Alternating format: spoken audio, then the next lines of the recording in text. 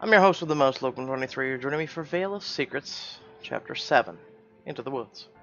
Let me get these straight. You and Mr. O'Malley played detective at the docks. Turned up a solid tip on Kate's whereabouts?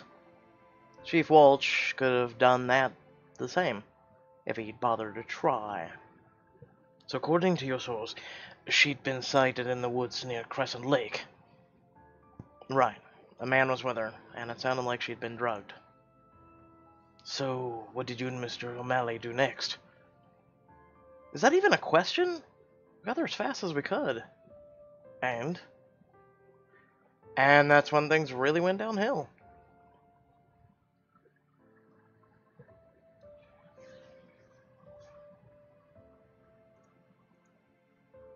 The Oshalots are really looking forward to this. You and Flynn raced down the docks, leaving your tipster behind. If Kate's kidnapper was dragging her through the woods, and she could barely stand, maybe he stashed her somewhere nearby. She could still be there, alone, terrified. I need to get to the lake now. Put your hand on Flynn's chest, stopping him in his tracks. Whoa there, slow down a second. I'm worried about Kate too, but we have no idea what might be waiting for us out there. It's too risky, we need backup. Backup? What is this, some TV cop drama? We don't have time for that. Flynn swats her hand away. Out of my way. I'm gonna get her, with or without you. He stalks off towards this motorcycle. You'll be putting Kate in danger. What? How? Think about it, Flynn. If Kate is still there, you showing up guns blazing could spook whoever's holding her captive. We already know this person is ruthless. Think what they did, or might do, if they feel cornered. You have a point. Plus, we have ourselves to worry about. We're no good to Kate if we wind up hurt, or... You leave the sentence hanging. Flynn swallows hard, then nods. Okay, yeah, you're right. If this whole reporting gig doesn't work out, you should consider hostage negotiation. I'll keep that in mind. Fine. Back up. Did you have someone in mind? Because I'm not sure if you noticed, Chief Walsh isn't exactly on our side. And if we tell him, he'll probably just run interference to keep us away from the scene. Trust me, I'm staying far away from Walsh and his puppet, Duffy. But I think we can trust Naomi. Seriously? You want me to put my sister's life in the hands of a cop? She found Scarlett's basement. We discovered the tire tracks in the woods together. Plus, I've been in contact with her this entire time, and she hadn't sided with Walsh either. I trust her, Flynn. I guess if you trust her, then I trust her. Give her a call. You pull out your phone and dial Naomi. She picks up immediately. Naomi, I'm at the docks with Flynn. We just got a huge lead, and we need your help. I shouldn't even be saying this, but what have you got? Is Walsh around? Because if he gets wind of this... Oh no, he headed home hours ago. But don't worry, he's got his deputies working overtime on the important stuff, like photocopying Walsh for sheriff posters. Wow. Just wow. Well, the upside is I'm more than happy to call it quits for the night. Where are you? I'll meet you there. Down at the docks. Flynn and I found a legitimate lead. You stay on the phone with Naomi, catching her up on all the new developments. 10 minutes later, she pulls up alongside you. Dang, you move fast. Benefits of a small town. Nothing's more than 10 minutes away. Besides, if what your informant said is true, it's our best lead yet. We need to follow it up immediately. Yeah, we figured that part out already. Now can we go find Kate? Whoa, slow down a second. I'm not so sure heading out to the woods is the right move. And why is that? For one thing, it's dark. We could miss something important, and even destroy evidence by accident. The three of you gaze up at the moonlightless sky. Anywhere not lit by a street lamp is bathed in inky shadow. Good point. We never would have spotted those tire tracks on a night like this. That's why God invented flashlights. I mean, technically he's not wrong. Also, I'm hoping that I'm the only one with a gun. She looks at you, then Flynn. You both nod, confirming her suspicion. That could be dangerous if things turn violent. You guys might not be safe. Look, I get it. This isn't the most cautious way to play it. But we're talking about my sister. I can't risk something happening to her while we wait for the perfect circumstances. As far as I'm concerned, either come with me or stay out of my way. Naomi, I'm with Flynn on this one. Kate's life could be at stake. Fine, I understand. But we're not taking the squad car. It might tip off whoever has Kate. Besides, this isn't exactly official police business. Right, I'll drive. Walk over to your rental and click the key to unlock the doors. Who rides shotgun?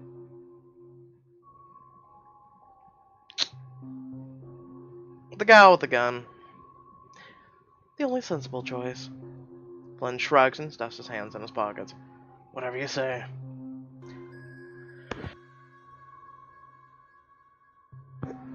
No offense, Flynn, I like you. But also people were saying I was getting too chummy with you? Yes, people thought I was getting too chummy with Flynn. He's a nice guy, you know? That's about it. Naomi heads towards the passenger seat, shooting you a sly smile as she gets in. Much appreciated. For you, anytime. The three of you drive to Crescent Lake. It should be just whoever called shotgun, but whatever. It's so dark out, you have to flip on your high beams just to see the road. So how's Walsh gonna feel about you looking into this with us? Oh, he'll be monumentally pissed. Which is why we'd better find something huge enough that even he can't ignore it. You're welcome to bow out if you're too worried about the boss man getting angry with you. Right, so you can just start beating on the first guy you see? Sorry, remind me who's turned up all the real leads in the case. Was it us or the petty fascists that pass for cops in this town? Flynn, Naomi is here to help. Spare me, Flynn. Just because you can't handle authority. The authority in this town is the rat bastard Tommy Welsh. If it were up to me, he'd just let my sister die. That's what you want me to handle? Of course not. Why do you think I'm here? Flynn pauses, taking that in, and nods. You're right. Sorry. I'm just seriously on edge. I understand. And don't worry, we're going to find your sister. Hopefully alive, but... about that. I know where we're headed, but what exactly is our plan? We'll search the location for any signs of Kate. If we don't find anything, I'll head back to the station and put in an official request for a full search party tomorrow. And if we do find something? We do it by the book. I call it in the station before we engage. Everyone clear on that? Totally reasonable. Are you kidding me? We find something real and you're saying we sit on our hands until Walsh shows up? Well, I was assuming she would go in after calling it in, but okay, sure. I know he's got blind spots, but even he will follow through with an indisputable lead. Naomi's taking a huge risk coming at her with this, Flynn. We should let her call the shots from here. She can play it however she likes, but if I see any sign of a scumbag who took Kate, I'm not waiting around. But before he can finish, you hear an engine revving behind you. As you wind your way down the narrow forest path, a car swings onto the road behind you, riding your bumper. What the hell is this car doing? The car flicks its high beams, then slams in the back of the car. Whoa! What's happening? The car rear ends you again, harder this time. Your car lurches forward. They're hitting us on purpose. Wait, that car looks like a Dusk Avalon. The car plows into you again. You fight to keep control of the car as it fishtails to the side. Ah! The momentum overtakes you and the car starts to spin out. Hit the gas, slam on the brakes. Turn into the spin. I think it's turn into the spin? For a few terrifying seconds, the car spins across the gravel, When the wheels catch, you regain control of the car. Nice moves, John. I got this. I got this. Hope you're right, because the Avalon's catching up. Shit, girl, I played a ton of Need for Speed. You need to calm down. You slam the accelerator to the floor and speed away. But a hairpin turn is just ahead. You hit the brakes. Come on, come on, come on. The car's high beams flash again in your rearview mirror. It's gaining on us. You start around the curve, but you're not fast enough. The Avalon plows into you, smashing your car clean over an embankment. Everybody hang on! So we did all that just so we could still get it plowed. Okay, I'm mad! The car plummets down through the dark underbrush. A tree rushes towards you. And then there's a tremendous crash, an explosion of ripping metal, branches snapping, the thuds of your bodies against the car. And then everything goes dark and silent. You float in that void, weightless, lost, with no sense of time or place. Finally, you hear someone calling you, as if from very far away. John. John, come on. Come back to me. You blink and head throbbing, the effort and see. Oh, and here I was thinking it was B. Flynn. Oh well. John? Naomi? Oh, thank God you're alive. Can you move? Squint your eyes shut, focusing all your attention on the effort of lifting your arm. Thankfully, it responds. Yes, I can move, I think. Let me help you out. Naomi's help, you half climb, half slide out of the driver's side window. Once you're out, you take in the wreckage. Your car is on its side, a fallen tree buckling the roof. Naomi stares up at the hill you just tumbled down, eyes fixed on the highway overhead. No sign of the Avalon. It must have sped off after driving us off the road. They tried to murder us. We could have... I mean, if things have gone differently, we could have died. And they're coming, and they're still out there. They could come back. Hey, breathe, okay? Relax. We're okay. We survived. That's what matters. Naomi reaches out to take your hand. Eventually, your breath comes more evenly, and your heartbeat slows down to near normal. No one's ever tried to kill me before. Believe me, they'll pay for it. What about Flynn? He's injured, but I think he's okay. Naomi gestures to the back of the car. The doors caved in, and you see Flynn inside, his chest rising and falling slowly. Flynn calls out from inside the car, voice muffled and weak. Help, please.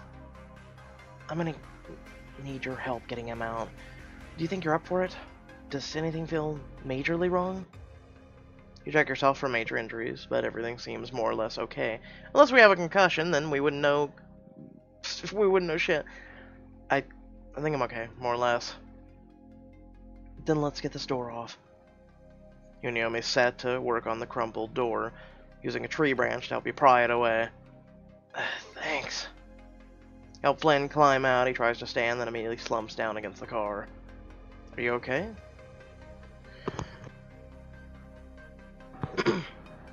I'll be fine. We gotta keep going.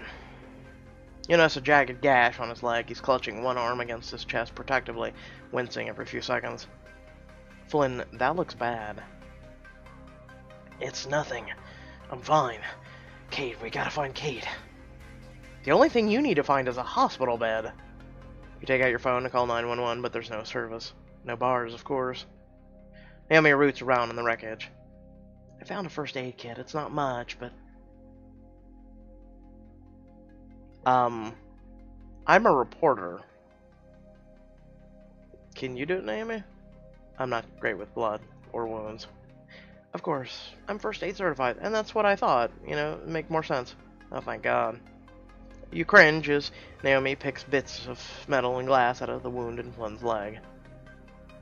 Whoa there, that stings. It'll be over soon.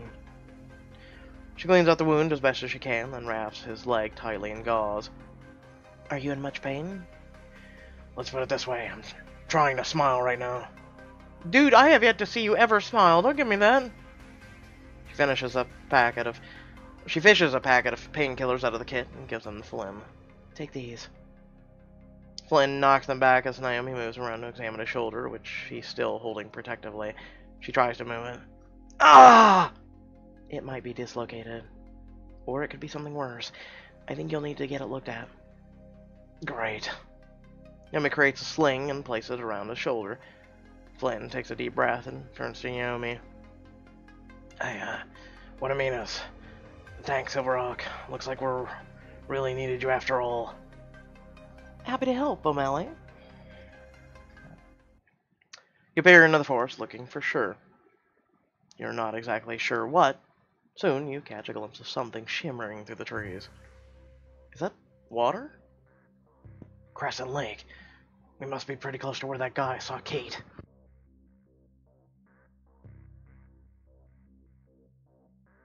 The Avalon could be anywhere. Our phones are dead. My radio's got nothing but static.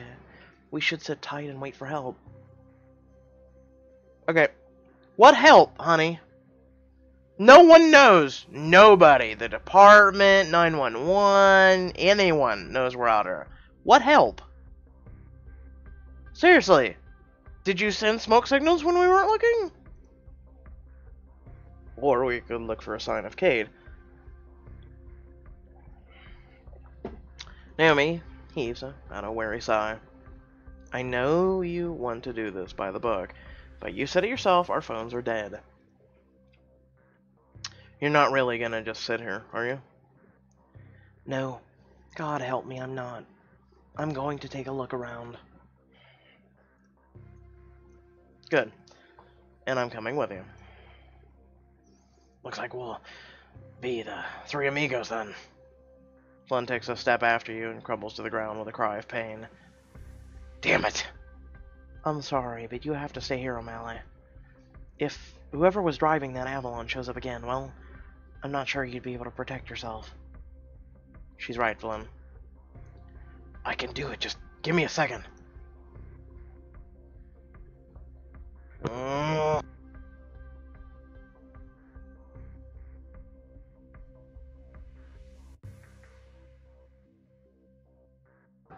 I don't think Flynn gives a crap about himself. I think he cares more about Kate.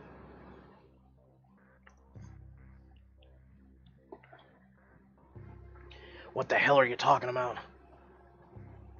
I'm gonna be blunt. The shape you're in, you only slow us down. Whoever ran us off the road knows we're onto them, which means Kate could be in serious danger. We have to move fast. His anger flaring in Flynn's eyes, and his shoulder slumps in resignation. You're right. You can't be worrying about me right now. He reached down, gently squeezing his shoulder. His good shoulder, no less. We'll be back soon, I promise. Oh, wow. I just did the female. Just shut up. I'm tired. I'm sick. What do you want from me? He gazes at you intently. You know what? Here. You know what? Here is an Ocelot for a few minutes. Be safe out there, John. I will. I promise. You and Naomi head into the forest, flashlights illuminating patches of dark undergrowth. The trunks of trees, their branches spidering out of eerily overhead. An owl hoots in the distance, sending shivers down your spine. Yeah, that wasn't creepy at all. There's plenty to worry about. I'm pretty sure I can protect you from the owls. Spray after the Ocelot. Quick, hide, buddy! I'm gonna hold you to that. The two of you stay close together, eyes peeled for the smallest sign of your missing friend. I'm still trying to figure out the motive behind all this. Did Kate have enemies? I mean, who doesn't have enemies? Seriously, you could be the most likable person in the world. You could be the Dalai Lama, and still somebody would hate you. Good point. Hell, it feels like my own boss is against me at the moment. But do you think this is about Kate specifically, and not her connection to the Sterlings? I don't know. Just running over all the angles. Step over a log, following after Naomi as she shoves a path through some thick bushes. Probably should have asked this sooner, but do you have any idea where we're going? Not exactly. Just looking for any sign that someone has been through here recently. Once we find one, we follow that. Have you ever seen something like this before? I mean, look for a missing person? Not on the job, no. Does that mean you have off the job? Emma glances back at you, frozen in place for a moment. I grew up in rural Wyoming. Like, really rural. Like, didn't get internet service till I was 10 rural. My parents had a ranch out there. We had a couple farmhands who lived with us. One of them had this kid, Denny. When I was 13 and Denny was, I don't know, 6, he had this big fight with his dad and ran away. We didn't realize it until that night he'd been missing for hours in the middle of winter. Oh my god. The nearest town was 3 hours away, so we all split up and set out on our own way to find him. I remember being out there in the dark, lips cracking from the cold, shouting his name until I was hoarse. And did you find him? Thank God, yes. He'd fallen into an old quarry and broken his leg. He was pretty banged up, obviously, but he was alive. I carried him to the ranch on my back. We got him to a hospital. He never ran away after that, I'll tell you what.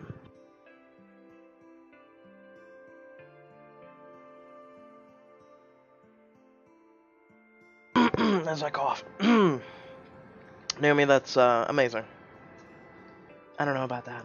Lucky, maybe. No, amazing that you carried him on your back like you did when you were that young. Oh, you were kidding? You were 13. You were like a superhero. You need to stop before I start blushing. So, how does a girl from rural Wyoming end up a deputy in Massachusetts anyway? It's actually kind of a long story. Suddenly, Naomi grabs her arm. Her voice a harsh whisper. Turn your flashlight off. You fumble with the flashlight, pressing the light against your body until you can find the switch. Once you've managed, you turn to Naomi, barely daring to whisper. What is it? There's a building, just a bed. She presses a finger to her lips and tiptoes forward, with you just behind. As you get closer, you can make out an old, run-down cabin with a dusk Avalon parked outside, its front bumper a smashed ruin. Betting that's no coincidence. Naomi draws her gun. Stay right behind me. You nod, eyes wide, heart racing. You follow her around to a side door. Barely breathing, you step into a disheveled living room with a couch along one wall and a threadbare rug at the center. You hear thundering in your chest, but your heart thundering in your chest, but you try to stay calm. Sticking close behind Naomi, she pauses to peer at some muddy tracks on the floor. They look fresh. I'm guessing someone came in, grabbed something, and ran back out. The kidnapper? He knew we were close. Maybe he's covering his tracks. Just then, you hear a thud. What was that? We're not alone. Gun raised, Naomi motions for you to follow her. She creeps across the floor and into the kitchen. Something clatters, and you both jump. Ah! Whoa! You lose your balance, crashing into Naomi. The two of you tumble together to the floor. Really? Sorry. Just be glad I didn't shoot. Pretty sure we're not secret anymore. Should we shed a little light on the topic? Naomi nods, you stand, dust yourself off, and stumble along the wall until you find a light switch. A huge rat scurries into its hole in the corner. I hate rats. That explains the clattering just now, but what about was the thud? It sounded bigger, don't you think? Naomi doesn't respond. She's absorbed by a heavily padlocked door on the far side of the kitchen. The cabin was unlocked, but look at the size of the lock on this room. There must be something pretty important behind that door. Should we break it open? We sure as hell have probable cause. Oh, mother!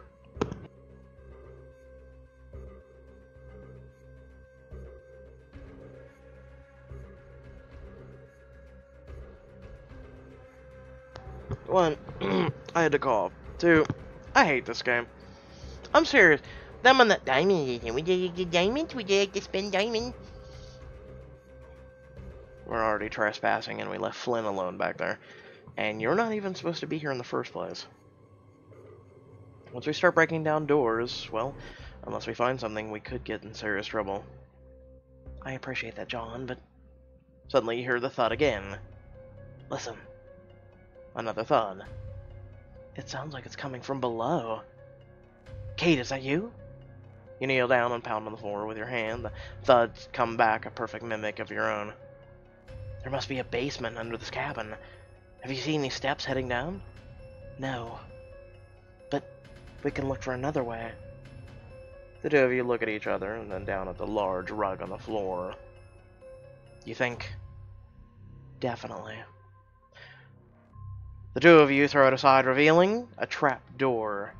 Holy. It's heavy, but together, you and Naomi manage to pry it open. A stale, musty smell rises up from the depths. It's too dark to see anything below.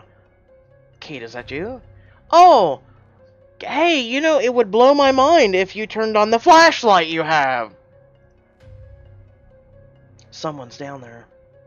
You and Naomi scramble through the trapdoor and down a long ladder. Careful.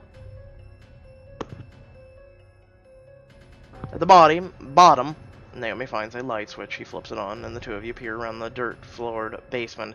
At the other end, half hidden in a shadow, is a figure, a woman. Kate? Who's... Hi... You run to her, then stop short, frightened by the glassy, distant look in her eyes. She continues to mumble incoherently. Whatever they gave her, it's strong. Kate's hands are wrapped around a broken board, nails split and bleeding. Thud, thud. She keeps hitting it against the wall. Oh, Kate. Oh my god, it's really you. You fling your arms around Kate. After a second, she drops the board, arms slipping around you, grateful. Tears stream down her face, and soon you're crying too, clutching her clothes. John, how? Where? You're okay, Kate. That's all that matters. You're really okay. Really? Really? I just want to go, really? I'm so confused right now, but I digress. Wow, okay. But I can't see. It seems short, and also my brain is just completely fried. I'm sorry. I need a nap, and I'm gonna get one now that we're done with choices.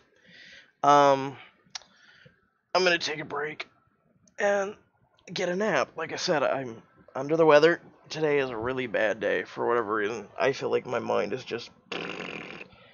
It's like... I'm even misspelling in my own readouts and out things, and it's like, oh man. So I do apologize. I'm sorry that I'm sick. I really do. But unfortunately, there's nothing you can do, you know? You can only treat the symptoms, and unfortunately, some of the treatments don't work. So, with that being said... Man. So, remember to like, share, and subscribe. Head down in the description below. Links to social media, our Discord, and a few links to support me and my content. With that being said, what's the plan? Well, what is the plan? So we're done with choices for the week, at least for the newest chapters.